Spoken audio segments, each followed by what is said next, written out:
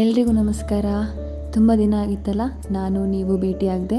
ಹಲವಾರು ಕಾರಣಗಳಿಂದ daily vlog upload ಮಾಡೋದು ತುಂಬ ಕಷ್ಟ ಆಗಿತ್ತು. ಟೈಮ್ ಮ್ಯಾನೇಜ್ಮೆಂಟ್ ಆಗ್ತಾ ಇರಲಿಲ್ಲ. ಸೊ ಆಫ್ಟರ್ ಲಾಂಗ್ ಟೈಮ್ ಬಂದಿದ್ದೀನಿ. ಇದು ಹೇಳಬೇಕಂದ್ರೆ ನಮ್ಮ ಆಫೀಸಲ್ಲಿ ಓಣಂ ಸೆಲೆಬ್ರೇಷನ್ ಹೇಗೆ ಮಾಡಿದ್ರು ಅದರ ವೀಡಿಯೋ ಒನ್ ಡೇ ಬ್ಯಾಕಿಂದನೇ ಸ್ಟಾರ್ಟ್ ಮಾಡಿದ್ದೀನಿ. ಓಣಂ ಅಂತಂದಾಗ ಅಥವಾ ಯಾವುದೇ ಫಂಕ್ಷನ್ಸ್ ಇದ್ದಾಗ ಹೆಣ್ಮಕ್ಳು ರೀಲ್ಸ್ ಮಾಡೋದು ಇದೇ ಇರುತ್ತಲ್ವ. ಹಾಗಾಗಿ ನಾವು ಸ್ವಲ್ಪ ರೀಲ್ಸ್ ಮಾಡಿಕೊಂಡು ಸ್ವಲ್ಪ ಶಾಪಿಂಗ್ ಎಲ್ಲ ಮುಗಿಸ್ಕೊಂಡು ಮನೆಗೆ ಬಂದು ಒಂದಿನ ಹಿಂದೆಯೇ ಫುಲ್ ರೆಡಿ ಆಗೋದು ಕೂತ್ಕೊಂಡ್ಬಿಟ್ವಿ. ಹೆಣ್ಮಕ್ಳು ಅಂದರೆ ಗೊತ್ತಲ್ವ ನಿಮಗೆ, ರೆಡಿ ಆಗೋದಂದರೆ ಎಷ್ಟು ಖುಷಿ ಇರುತ್ತೆ ಅಂತ. ನಾನು ಹಾಗೆ ಸರ್ಕಲ್ ಶೇಪ್ ಚೆನ್ನಾಗಿ ಬಂದಿಲ್ಲ, ನಾನೇ ಹಾಕ್ಕೊತೀನಿ ಅಂತಂದು ಅಹಂಕಾರ ಮಾಡಿಕೊಂಡು ತಂಗಿಗೆ ನೋಡಿ ಶೇಪ್ ಇರಲಿ ಅಟ್ಲೀಸ್ಟ್ ಸಹ ಮೆಹಂದಿ ಕೋನ್ ಹಿಡ್ಕೊಳ್ಳೋಕ್ಕೂ ಬರ್ತಾ ಇರಲಿಲ್ಲ ಅವಳಿಗೆ. ನಾನು ಮೊದಲೇ ಮೆಹಂದಿ ಹಾಕ್ಕೊಂಬಿಟ್ಟಿದ್ದೆ. ನಮ್ಮದೇ ಮೆಹಂದಿ ಅದು ಇದು ಅಂತ ಚಿಕ್ಕ ಪುಟ್ಟ ಕೆಲಸಗಳನ್ನೆಲ್ಲ ಮಾಡ್ಕೊಳ್ಳೋಷ್ಟೊತ್ತಿಗೆ 11:30 ಆಗಿತ್ತು. ಬೆಳಿಗ್ಗೆ ಬೇಗ ಎದ್ದು ಬೇಗ ಆಫೀಸ್ಗೆ ಹೋಗಬೇಕು. ಹಾಗೆ ಹೆಣ್ಮಕ್ಳು ರೆಡಿ ಆದಮೇಲೆ ಫೋಟೋಶೂಟ್ಸ್ ಎಲ್ಲ ಇರುತ್ತಲ್ಲ, ಇದನ್ನೆಲ್ಲ ಮೊದಲೇ ನೆನೆಸ್ಕೊಂಡು ಬೇಗನೆ ಹೊರಡಬೇಕು ಅಂತ ಪ್ಲ್ಯಾನ್ ಮಾಡಿದ್ವಿ. ಬಟ್ ಅದಾಗಿಲ್ಲ. ಅಂದ್ಕೊಂಡಂಗೆ ಬೆಳಿಗ್ಗೆ ಬೇಗ ಎಚ್ಚರ ಆಯಿತು ಗಾಯ್ಸ್. ಹಾಗಾಗಿ ಸ್ವಲ್ಪ ಏನಾದರೂ ಕೆಲಸ ಮಾಡದೆ ಹೊರಟುಬಿಟ್ರೆ ಅಮ್ಮ ಬೈತಾರೆ. ಹಾಗೆ ಸ್ವಲ್ಪ ಚಿಕ್ಕ ಪುಟ್ಟ ಕೆಲಸಗಳನ್ನು ಮಾಡಿಕೊಂಡು ಹಾಗೆ ನಾನು ರೆಡಿ ಆಗೋದಕ್ಕೆ ಹೊರಟೆ. ಯಾಕಂದರೆ ತಂಗಿಗೂ ನಾನು ರೆಡಿ ಮಾಡಬೇಕಿತ್ತು. ಸೊ ಫಸ್ಟ್ ನಾನು ರೆಡಿ ಆಗಿಬಿಟ್ಟೆ. ಅವಳಿಗೆ ಬೇಕಾಗಿರೋ ಮೇಕಪ್ಸ್ ಅವಳು ಮಾಡಿಕೊಂಡ್ಳು, ಬಟ್ ಸಾರಿ ಟ್ರಿಪ್ಪಿಂಗ್ ನಾನು ಮಾಡಿಕೊಟ್ಟೆ ಅವಳಿಗೆ.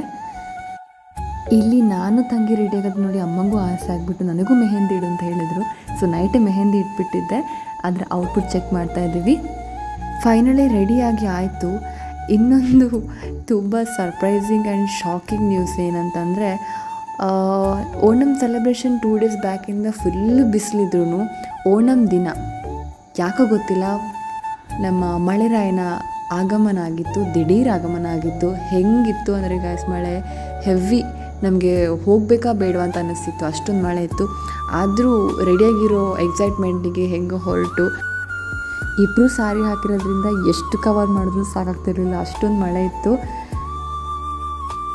ಮೊದಲೇ ತಡವಾಗಿತ್ತು, ಅಂತೂ ಫೋಟೋಶೂಟ್ ಮಾಡಿಕೊಂಡು ಹೆಂಗೋ ಆ ಮಳೆಯಲ್ಲಿ ತಂಗಿಯನ್ನು ಕಾಲೇಜಿಗೆ ಬಿಟ್ಟು ಮತ್ತೆ ನಾನು ಆಫೀಸಿಗೆ ಬಂದು ಸ್ವಲ್ಪ ಹಾಗೆ ಹಿಂಗೆ ಟಚಪ್ ಮಾಡಿಕೊಂಡು ಮತ್ತೆ ಬಂದಿದ್ದು ಫೋಟೋಶೂಟ್ ಆ್ಯಂಡ್ ರೀಲ್ಸ್ ಕಂಟಿನ್ಯೂ ಮಾಡೋದಕ್ಕೆ. ಫುಲ್ ರೆಸ್ಪಾನ್ಸಿಬಲ್ ವಿಮೆನ್ಸ್ ಆಗಿ ಆಫೀಸ್ ಕೆಲಸ ಮುಗಿಸ್ಕೊಂಡು ಮತ್ತೆ ಫುಲ್ ಜಾಲಿ ಮೂಡಿಗೆ ಬಂದಿದ್ವಿ. ಆ ರೀಲ್ಸ್ ಈಗಾಗಲೇ ಅಪ್ಲೋಡ್ ಆಗಿದೆ. ನೆಕ್ಸ್ಟು ಹೆಣ್ಮಕ್ಳಂದರೆ ಫೋಟೋಶೂಟ್ ಇದ್ದೇ ಇರುತ್ತಲ್ವ, ಫೋಟೋಶೂಟ್ ಎಲ್ಲ ಮುಗಿಸ್ಕೊಂಡು ನೆಕ್ಸ್ಟ್ ನಾವು ನಮ್ಮ ಆಫೀಸಲ್ಲಿ ಓಣಂ ಸೆಲೆಬ್ರೇಷನ್ ಪ್ರಿಪರೇಷನ್ಸ್ ಹೇಗೆಲ್ಲ ಮಾಡಿದ್ದಾರೆ ಅಂತ ನೋಡೋಕ್ಕಿಂತ ಹೋಗಿದ್ವಿ. ತುಂಬಾ ಚೆನ್ನಾಗಿತ್ತು, ನನಗಂತೂ ತುಂಬ ಖುಷಿಯಾಗಿತ್ತು, ಹೆವಿ ಎಕ್ಸೈಟ್ಮೆಂಟ್ ಆಗಿದ್ವಿ. ಹಾಗೆ ಸ್ವಲ್ಪ ತರಲೆಗಳನ್ನು ಸಹ ಮಾಡಿಕೊಂಡು ತುಂಬ ಎಂಜಾಯ್ ಮಾಡಿದ್ವಿ. ಫೋಟೋಶೂಟ್ಸಲ್ಲೆಲ್ಲ ಆಯಿತು. ನೆಕ್ಸ್ಟ್ ಬಂದಿದ್ದು ನಾವು ಓಣಂ ಸಾಧ್ಯ ಸವಿಯೋಕ್ಕೆ. ಸೊ ನಾನಂತೂ ತುಂಬ ಎಕ್ಸೈಟ್ಮೆಂಟ್ ಆಗಿದ್ದೆ. ಆ ಓಣಂ ಸಾಧ್ಯ ತಿನ್ನೋದಕ್ಕಿಂತ ಆ ಬಡಿಸೋದನ್ನು ನೋಡೋದೇ ತುಂಬ ಖುಷಿಯಾಗಿತ್ತು ಗಾಯ್ಸ್. ನೀವೇ ನೋಡಿ ಹೇಗೆಲ್ಲ ಇತ್ತು, ಎಷ್ಟೆಲ್ಲ ಐಟಮ್ಸ್ ಇತ್ತು ಅಂತ.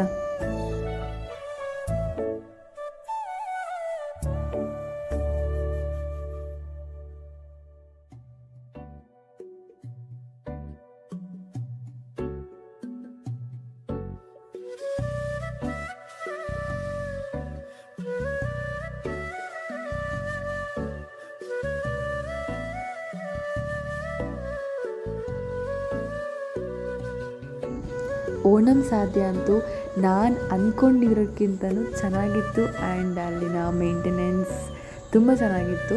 ಎಲ್ಲ ಖುಷಿಯಾಯಿತು. ನೀಟಾಗಿ ಹೊಟ್ಟೆ ತುಂಬ ಊಟ ಮಾಡಿ ಮತ್ತೆ ಬ್ಯಾಕ್ ಟು ವರ್ಕ್. ಹಾಗೆ ಆಫೀಸ್ ಮುಗಿಸ್ಕೊಂಡು ಕೆಫೆಗೆ ಬಂದು ಅಲ್ಲಿ ಸ್ವಲ್ಪ ಲೈಟ್ ಫುಡ್ ಮಾಡಿಕೊಂಡು ನೆಕ್ಸ್ಟ್ ಹೊರಟಿದ್ದು ಮನೆಗೆ. ಡೇನ ತುಂಬ ಎಂಜಾಯ್ ಮಾಡಿದೆ, ತುಂಬ ಖುಷಿಯಾಯಿತು. ಸೊ ನೆಕ್ಸ್ಟ್ ವೀಡಿಯೋದಲ್ಲಿ ಸಿಗೋಣ ಅಂತ ಹೇಳ್ತಾ ಅಲ್ಲಿ ತನಕ ಟಾಟಾ ಬಾಯ್ ಬಾಯ್, ಟೇಕ್ ಕೇರ್, ಸ್ಟೇ ಖುಷ್ ಗಾಯ್ಸ್.